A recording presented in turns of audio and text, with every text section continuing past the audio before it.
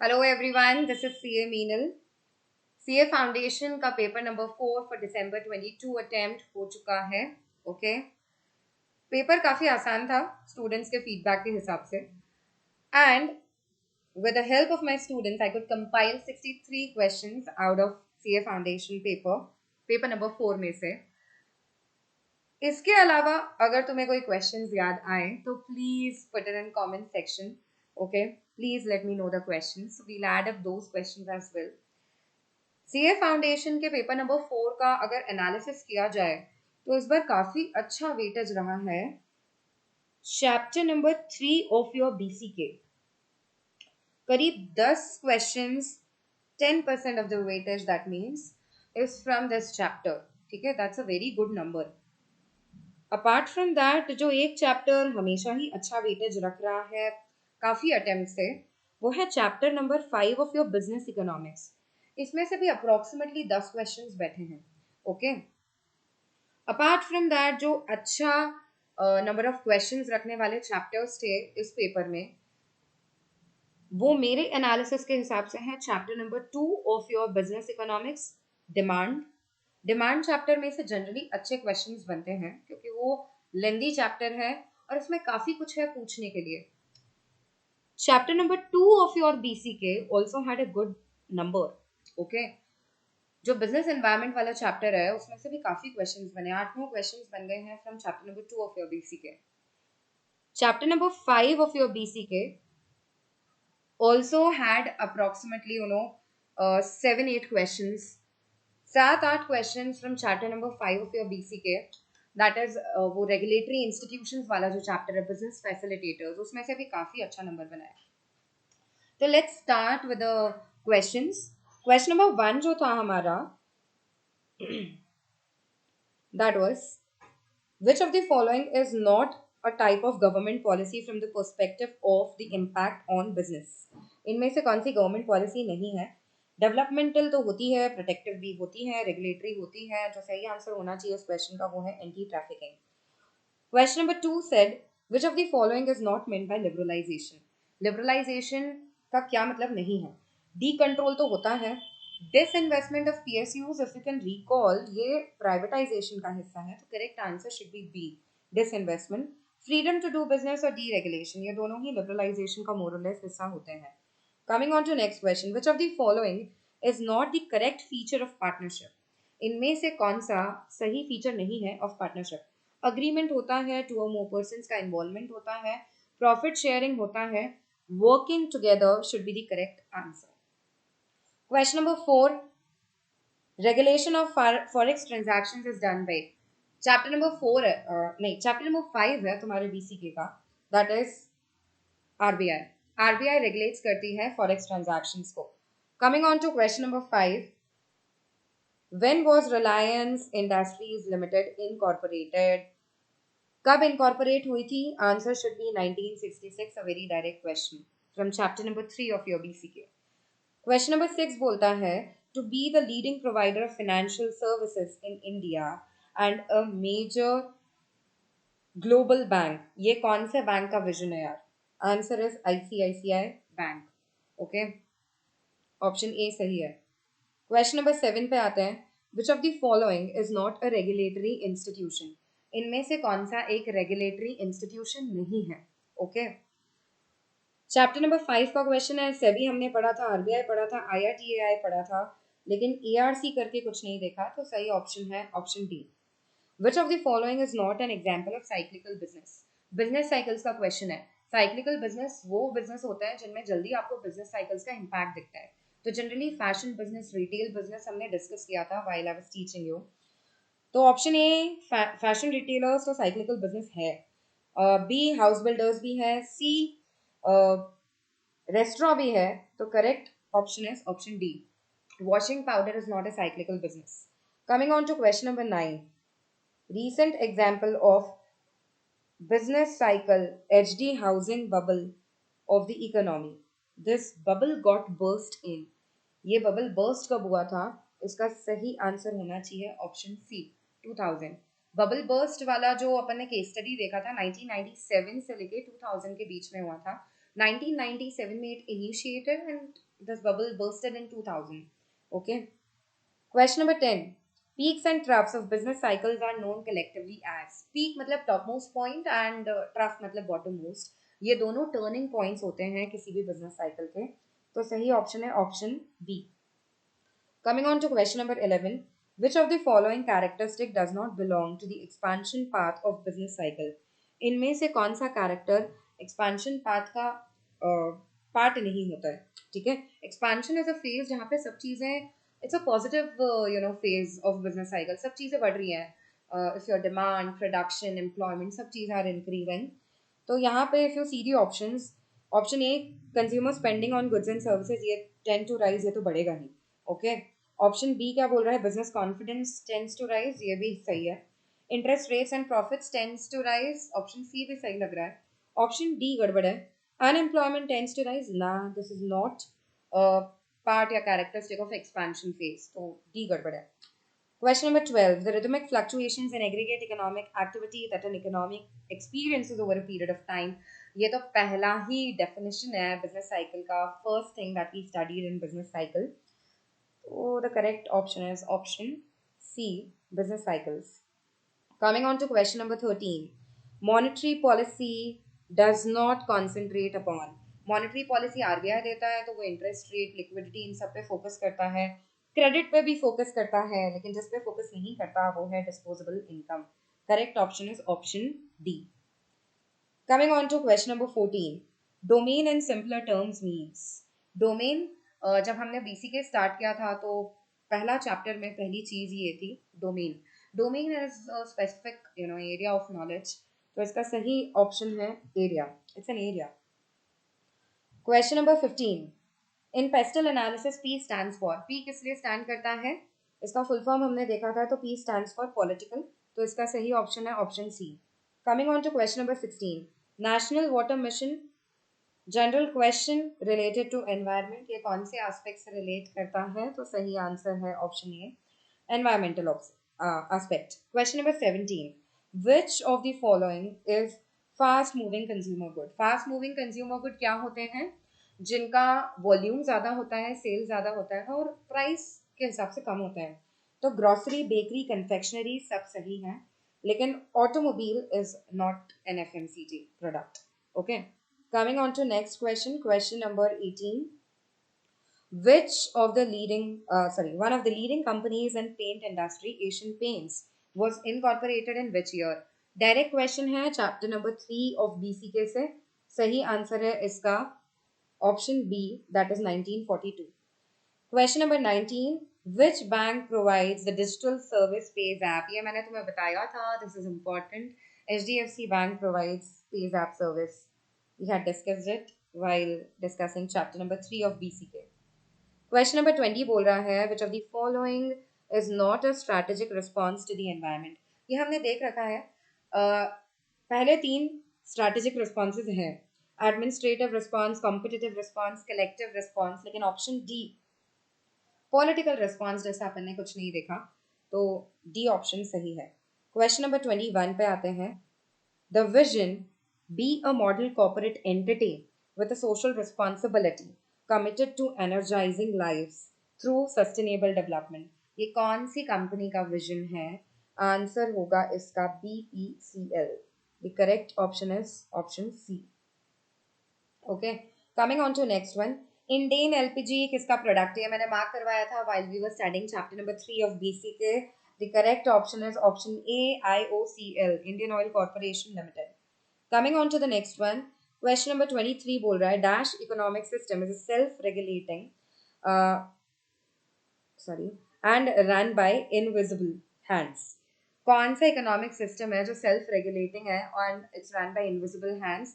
The correct answer is capitalistic system, option C.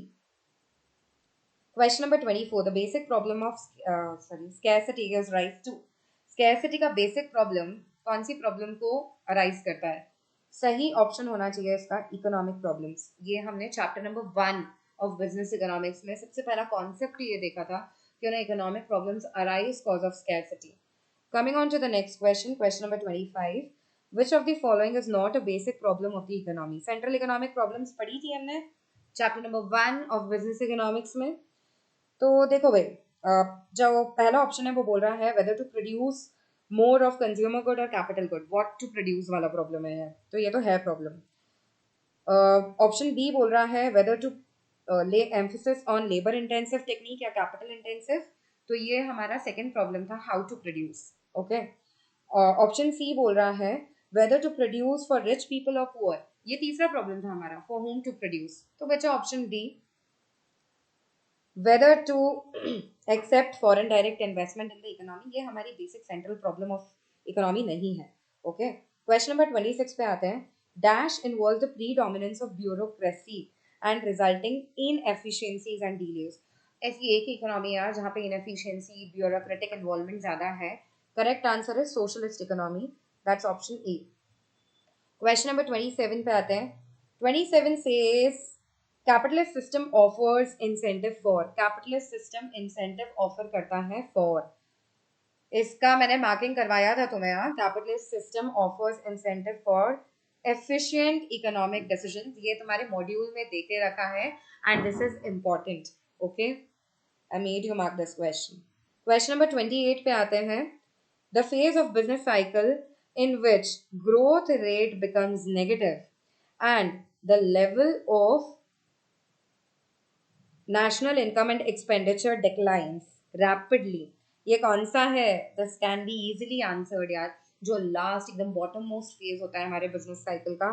Correct answer would be option C, that is depression. Question number 29 पे आते हैं। Trade cycles occur as a result of mismatch between aggregate demand function and aggregate supply function, किसने बोला है? Generally aggregate demand को business cycle से link वाला जो पर्सन है, लिंक करने वाला जो पर्सन है, दैट्स कीन्स, तो इसका करेक्ट ऑप्शन होना चाहिए option D, that's Keynes. Coming on to question number 30। According to dash trade cycles occur due to onset of innovations, innovation वाला पर्सन तो एक ही है, मैंने बता रखा था, दैट्स कंप्यूटर, ऑप्शन डी सही है। Question number 31। Dash are the variables that change after the real output changes, बताया था ना मैंने, तीन तरह के इंडिकेटर्स हैं जो बाद में पता लगता है हमें, that's lagging indicators that changes after the real output has already changed. Okay, तो correct option option B, lagging indicators. Coming on to question number 32। Which of the following factors is an external cause? Direct question है, which may lead to boom or bust, business cycle का external cause. देखो, economic factor, social और industrial, तीनों internal थे, और external में हमने एक ही पॉइंट पढ़ा था, दैट वाज नेचुरल इनमें से। Question number 33। Companies act 2013 also provides for incorporation of such a company that may be created for a future project to hold an asset or an intellectual it should be or intellectual property and has no significant accounting transaction, ये मैंने बताया था, direct question है, कौन सी company है ये? Dormant company. Coming on to next question, question number 34, everyone. Which of the following does not fall in the category of macro environment?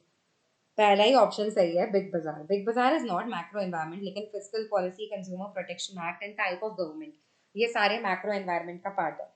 Coming on to next one. Business and technology are, business और technology कैसे होते हैं? Inter related, interdependent, दोनों ही सही है, तो C option सही जा रहा है, inter related and interdependent. Okay, independent नहीं होते एक दूसरे से, they are of course inter related and interdependent on each other. Question number 36। emergence of strong new competitors in the industry is an example of, नए competitors का आना किसका example है? threat का। Okay, it's not strength, it's not weakness, that's internal to a business, लेकिन हाँ, threats and opportunities are a part of external environment, तो correct option is threat। coming on to next one, question number 37। Which of the following is not a correct statement? इनमें से कौन सा एक सही statement नहीं है? Option A, make in India campaign is an example of political legal environment, ये तो सही लग रहा है।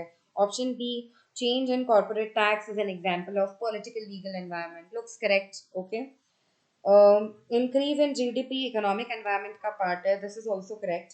एंड ऑप्शन नंबर डी बोल रहा है Reliance Jio is a competitor of BSNL is an example of internal environment. No, it's a part of external environment. Competitors micro environment का part होते हैं और micro और macro दोनों ही external environment का part होते हैं. तो इसका सही आंसर है option D. Question number 38 says which of the following is not a part of economic policies? इनमें से कौन सा इकोनॉमिक पॉलिसी का पार्ट नहीं है? हमने देखा है ये. ओके, इकोनॉमिक पॉलिसीज में इंडस्ट्रियल पॉलिसी आती है, एग्जिम पॉलिसी होती है, मनी पॉलिसी, फिस्कल पॉलिसी भी आती है, लेकिन टेक्नोलॉजिकल पॉलिसी नहीं आती है. Okay, this is a part of chapter number 2 again of BCK. Coming on to question number 39, ये मॉड्यूल का ही सेम क्वेश्चन है, कॉस्ट चैप्टर का है. A firm producing 7 units of output has an average total cost of rupees 150. ये module में है. 150 का एवरेज टोटल कॉस्ट है and it has to pay rupees 350 to its fix factor of production. तो अपने को टोटल फिक्स कॉस्ट देके रखा है रुपीज 350 का. तो अपना एवरेज फिक्स कॉस्ट कितना हो जाएगा यार? एवरेज कैसे निकलता है? टीएफसी अपॉन में क्यू. टीएफसी है अपना 350 divided by Q, number of units है 7, तो 7 यूनिट पे अपना एवरेज टोटल कॉस्ट बैठ रहा है 50. Okay, that's 50. तो एवीसी तुम्हें पूछ रखा है how much of the average total cost is made up of variable cost. Basically they are asking you AVC. AVC निकलता है by the formula average total cost minus average fix cost. तो हमारा correct answer होना चाहिए 100. Option A looks correct. Question number 40, total profits are maximized when? Okay, this was a good question. total profits कब maximize होते हैं? total profits generally तब maximize होंगे जब total revenue total cost का gap सबसे बड़ा होगा. okay, लेकिन to be precise ये तब भी maximize होते हैं. in particular अगर हमें statement देना हो तो सबसे appropriate ये है जब TR curve and TC curve are parallel to each other, जब इन दोनों का slope okay बराबर होता है. एमआर एमसी जब बराबर होता है, इन दोनों का स्लोप क्या है? टीआर का स्लोप है एमआर और टीसी का स्लोप है एमसी. तो basically when they are parallel to each other तब प्रॉफिट्स मैक्सिमाइज होते हैं. तो the most appropriate answer is option B, जब टीआर और टीसी कर्व एक दूसरे के पैरेलल होते हैं. Question number 41, marginal product of a variable input is described as. Marginal product क्या होता है? Additional output produce cause of every additional unit of variable input. ठीक है, एडिशनल आउटपुट बन रहा है क्योंकि एडिशनल वेरिएबल इनपुट बढ़ रहा है. फिक्स्ड इनपुट तो फिक्स्ड ही रहता है. तो इसका सही आंसर ऑप्शन ए देखते हैं, additional output resulting from 1 unit increase in both variable and fixed input. No, option B बोल रहा है additional output resulting from 1 unit increase in fixed input. ना, फिक्स्ड इनपुट तो फिक्स ही होता है, तो बी भी सही नहीं है. सी ऑप्शन बोल रहा है additional output resulting from 1 unit increase in variable input. Option C सही है, additional output resulting from all units increase in variable inputs. ना, वो मार्जिनल प्रोडक्ट नहीं होता.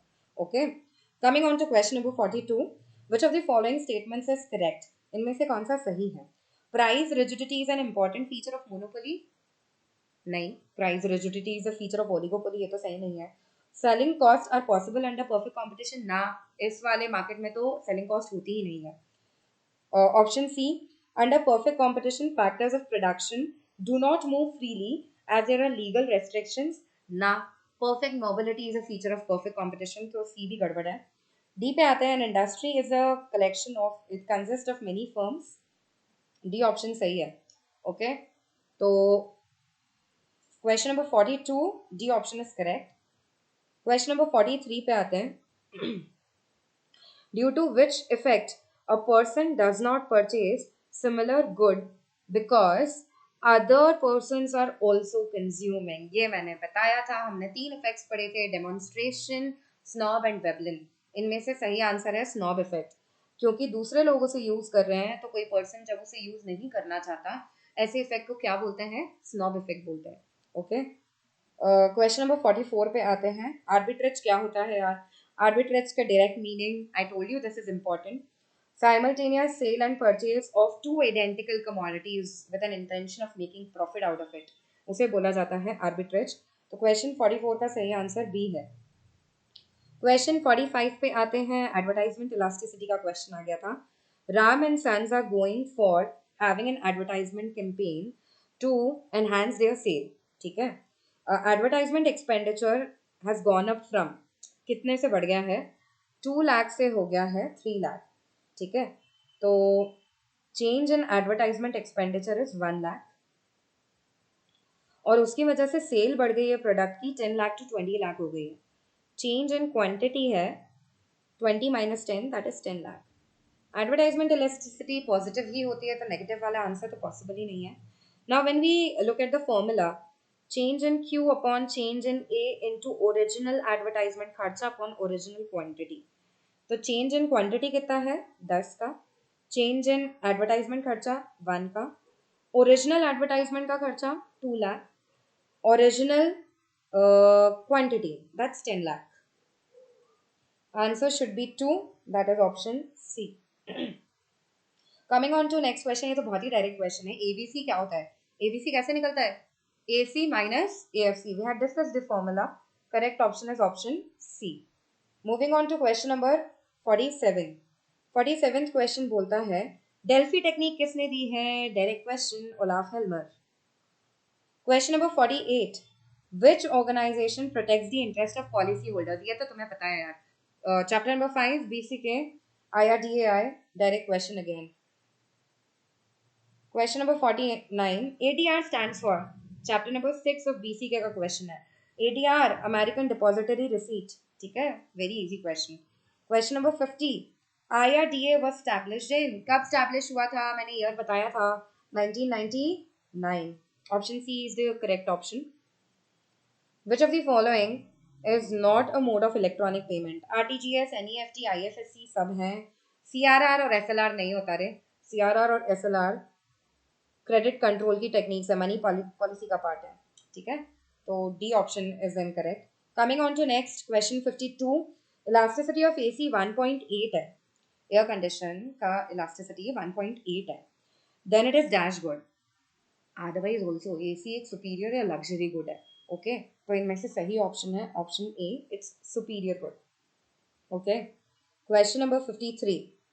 Name of the competition in which number of buyers and sellers are large and they sell identical products. Very easy question यार, perfect competition का question है। बहुत सारे buyers and sellers जो एक जैसे products बेच रहे हैं, काफी बार देख लिया था हमने। It's perfect competition. Question number 54 पे आते हैं। सेबी रेगुलेट्स, सेबी कौन सा मार्केट रेगुलेट करता है, बताओ बताओ। Capital market, direct question again. Okay, question number 55। If the number of sellers are high and they are competitive then elasticity of supply is, अगर नंबर ऑफ सेलर्स ज्यादा होते हैं, ठीक है, तो इलास्टिसिटी ऑफ सप्लाई ज्यादा होगा, it will be greater than 1, तो that is why the correct option should be A. Question number 56 पे आते हैं।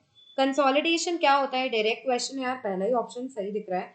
Business combination of 2 or more entities and entities transfer all their assets to a newly created entity for the purpose. Option A is correct. Question number 57. If the quantity demanded, numerical है, quantity demanded of mutton increased by 5%, change in Q 5%. अगर price of chicken increases, देखो दोनों में positive change है।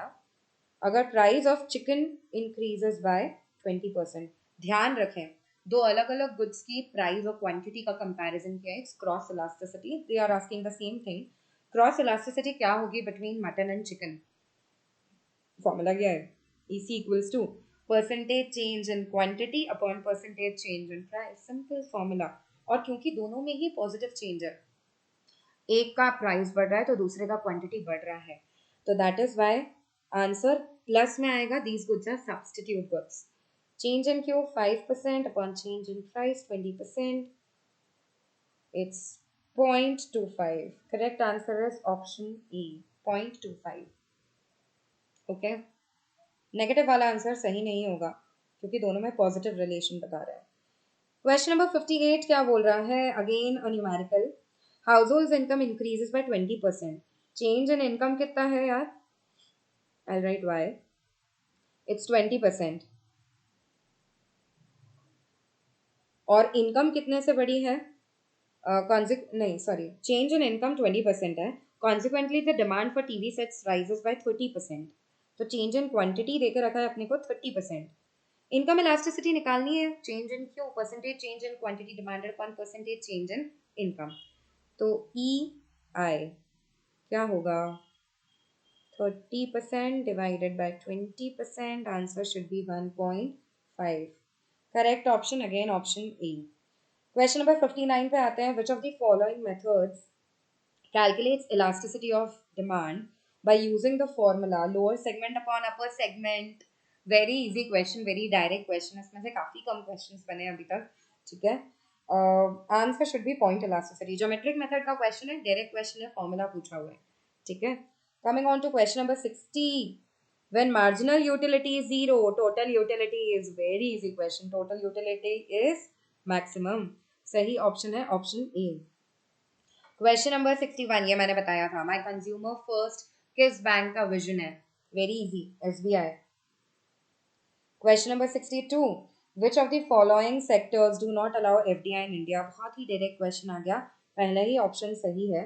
Answer is atomic energy, ये mark किया था अपन ने, ठीक है। Last question of my compilation, question number 63। NABARD कैसा बैंक है? एक ही डेवलपमेंट बैंक बचा है हमारी कंट्री में, तो इसका सही आंसर है option B, NABARD is a development bank. Okay. If you can recall any further questions, so please post it in comment section. I'll compile further more questions if you post me.